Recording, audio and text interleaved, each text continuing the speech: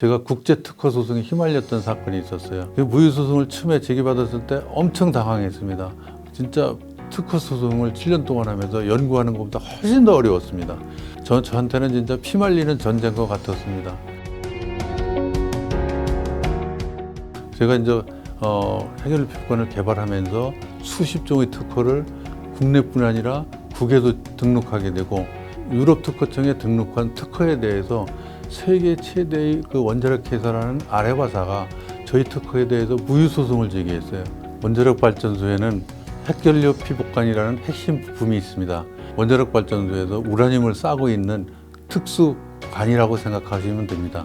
그래서 방사선 물질이 외부로 누출되는 것을 막아주는 1차 방어복 역할을 하고 굉장히 중요한 부품이죠. 핵연료 피복관은 원자력 선진국만이 갖고 있는 기술이었습니다.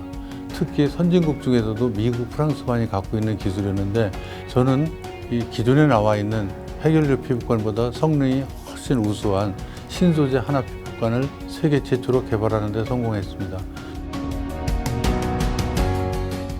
이 핵연료 피복관이 그동안에는 외국에서 수입을 했었기 때문에 우리가 로열티를 줘야 되는 상황이었지만은 경제적으로다가 로열티를 안 물어도 되니까 가격이 싸지는 반면 또 우리가 독자 소유권을 갖고 있다는 자체 내에서 외국에 마음대로 수출을 할 수 있기 때문에 수출 기반을 마련했다는 데 중요한 의미가 있어요.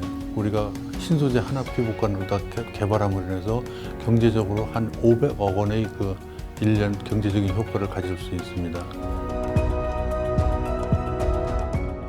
제가 이제 그 특허 소송의 마지막 선고할 때 유럽 특허청에 가 있었습니다. 이제 재판관들이 다 나간 다음에 너무 일찍 끝나갖고 그래서 어떻게 된 거냐고 내가 옆에 있는 변리사 물어봤더니 이 양반이 위원 그러더라고요. 우리가 이겼다. 그 소리를 듣는 순간 내가 이 세상에서 살아오면서 들었던 소리 중에서 가장 감동적이고 기쁘고 예쁜 소리였습니다.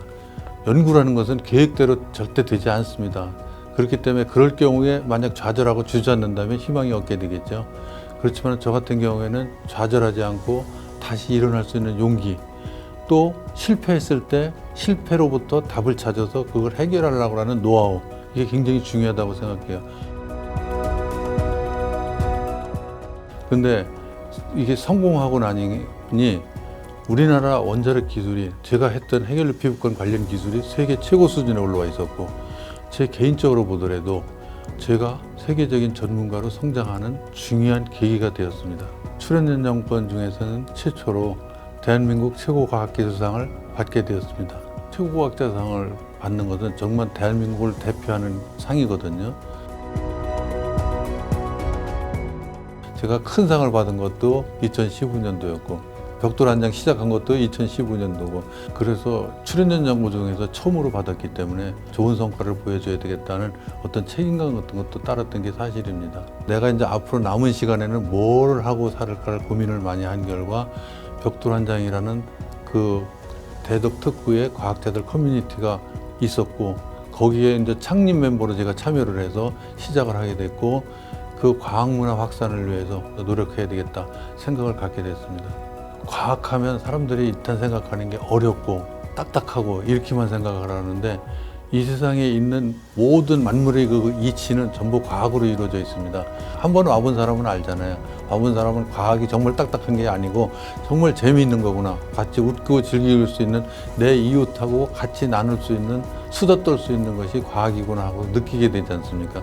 그런 과정을 거쳐서 과학 문화가 점차 확산된다고 생각을 하죠. 그래도 열심히 하면은 뭔가 대중들하고 피부에 와닿는 일이 계속해서 해가면은 이게 좀 좋은 효과가 나오지 않을까 이런 기대감을 갖고 시작을 하고 있습니다.